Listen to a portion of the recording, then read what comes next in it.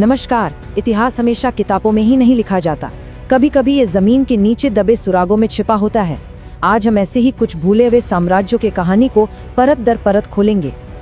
तो चलिए एक तरह से पुरातात्विक जासूस बनके इन सुरागों को जोड़ते हैं और प्राचीन छत्तीसगढ़ के उन शक्तिशाली साम्राज्यों के राज से पर्दा उठाते हैं जिनके बारे में सच कहें तो ज्यादा कुछ लिखा ही नहीं गया। तो हमारी पड़ताल शुरू होती है सातवाहन राजवंश से।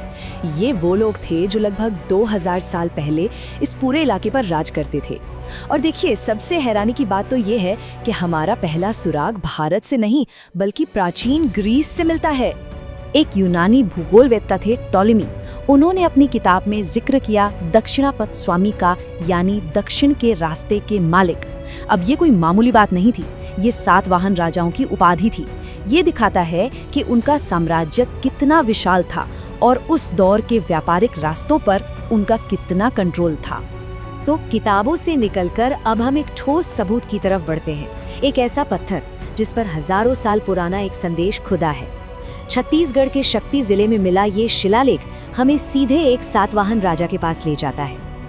ये लिखा है ब्राह्मी लिपि में, जो भारत की सबसे पुरानी लिपियों में से एक है। और इस पर लिखा क्या है? इसमें लिखा है कि राजा कुमार वरदत्त श्री ने अपनी लंबी उम्र की कामना के लिए ब्राह्मणों को 1000 गायें दान में दी थी। सोचिए, ये हमें उस जमाने की आस्था और जिंदगी की एक सीधी झलक देता है। लेकिन किसी भी साम्राज्य की असली ताकत और उसकी पहुंच का अंदाजा लगाना होना तो उसके सिक्कों को देखना चाहिए। तो चलिए अब देखते हैं कि सातवाहनों के सिक्के क्या कहानी सुनाते हैं। देखिए, ये सिक्के सिर्फ पैसे नहीं हैं, ये तो एक नक्शे की तरह हैं। जब अलग अलग जगहों पर अलग अलग राजाओं के सिक्के मिलते हैं ना, तो ये साफ साफ बताते हैं कि उनका साम्राज्य कहाँ तक फैला हुआ था और वक्त के साथ उसमें क्या बदलाव आए। और यहीं पर मिलती है एक बेहद चौंकाने वाली चीज, रोमन साम्राज्य के सोने के सिक्के। अब सोचिए जरा, छत्तीसगढ़ जैसे भारत के भीतरी इलाके में रोमन सिक्के मिलना, ये इस बात का पक्का सबूत है कि ये क्षेत्र 2000 साल पहले भी एक इंटरनेशनल ट्रेड रूट का हिस्सा था। क्या कहेंगे इसे, उस जमाने का ग्लोबल कनेक्शन? सिर्फ सिक्के ही नहीं, मल्हार में मिली भगवान विष्णु की ये 4 भुजाओं वाली मूर्ति भी एक कहानी कहती है। इस पर राजा वेदश्री का नाम खुदा हुआ है। ये हमें उस दौर के धर्म और शासकों के बीच के गहरे रिश्ते के बारे में बताता है। अब हम आते हैं अपनी इस पड़ताल के सबसे हैरान करने वाले सबूत पर। यह है एक लकड़ी का खंभा। जी हाँ, लकड़ी का, जो किसी चमत्कार की तरह 2000 सालों तक एकदम सही सलामत रहा। ये खंभा 1921 में एक गांव के तालाब से मिला था, लेकिन इस पर जो लिखा था ना, उस रहस्य को समझने में जानकारों को कई दशक लग गए। जरा सोचिए, लकड़ी का एक मामूली सा दिखने वाला टुकड़ा अपने अंदर कितनी ही कहानियां छिपाए बैठा था। और इस खंभे की सबसे दिलचस्प बात जानते हैं क्या है?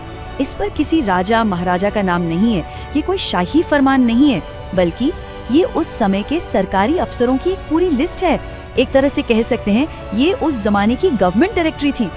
इस पर 1 या 2 नहीं बल्कि पूरे 18 अलग अलग सरकारी पदों और उनके अफसरों के नाम लिखे हैं। ये हमें उस समय का एडमिनिस्ट्रेशन कैसा था, इसकी एक ऐसी तस्वीर देता है जिसकी हम कल्पना भी नहीं कर सकते थे। इन पदों को देखिए जरा, महासेनानी यानी कमांडर इन चीफ और भंडागारिक यानी स्टोर ऑफिसर, ये तो समझ में आता है। लेकिन जरा सोचिए, उनके पास हाथियों को पकड़ने के लिए एक अलग अफसर होता था, और तो और परफ्यूम की क्वालिटी जांचने वाला इंस्पेक्टर भी। कमाल है ना। लेकिन कहानी यहीं खत्म नहीं होती।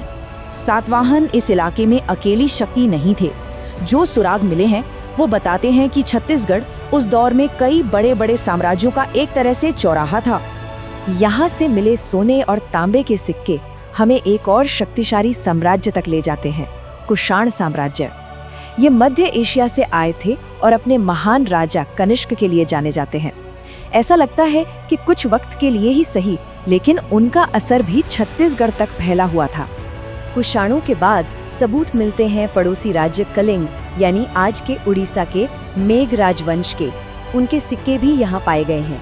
ये दिखाता है कि इस इलाके का राजनीतिक नक्शा लगातार बदल रहा था। और आखिर में आते हैं मित्र राजवंश, जो आज भी एक पहेली बनी हुए हैं। इतिहासकार इस पर पूरी तरह एक मत नहीं है कि वे कौन थे। क्या वे सातवाहनों के मातहत काम करने वाले स्थानीय शासक थे या फिर वे किसी और बड़े साम्राज्य का हिस्सा थे? ये एक ऐसा सवाल है जिसका जवाब अभी भी खोजा जा रहा है। तो इन सारे सुरागों को, सिक्कों, पत्थरों और उस एक लकड़ी के खंभे को जब हम एक साथ जोड़कर देखते हैं तो हमें क्या पता चलता है? यही कि जब इतिहास की बड़ी बड़ी किताबें खामोश हों तो कहानी ऐसी ही छोटी छोटी चीजों से बुनी जाती है। एक यूनानी यात्री की लिखी एक लाइन, एक पत्थर पर खुदा हुआ संदेश, मुट्ठी भर सिक्के और वो एक अनोखा लकड़ी का खंबा, ये सब मिलकर एक पूरी भूली हुई दुनिया की तस्वीर हमारे सामने रख देते हैं। और ये इस बात का एक शानदार उदाहरण है कि इतिहासकार कैसे एक पहेली के इन बिखरे हुए टुकड़ों को जोड़कर हमारे अतीत को फिर से जिंदा कर देते हैं। तो अब ये सोचने वाली बात है कि इतिहास सिर्फ म्यूजियम या किताबों में नहीं होता। ये हमारे चारों तरफ जमीन के नीचे दबा हुआ है और बस अपनी खोज का इंतजार कर रहा है। कौन जानता है हमारे पैरों के नीचे ही और कितने अनसुलझे रहस्य दफन है।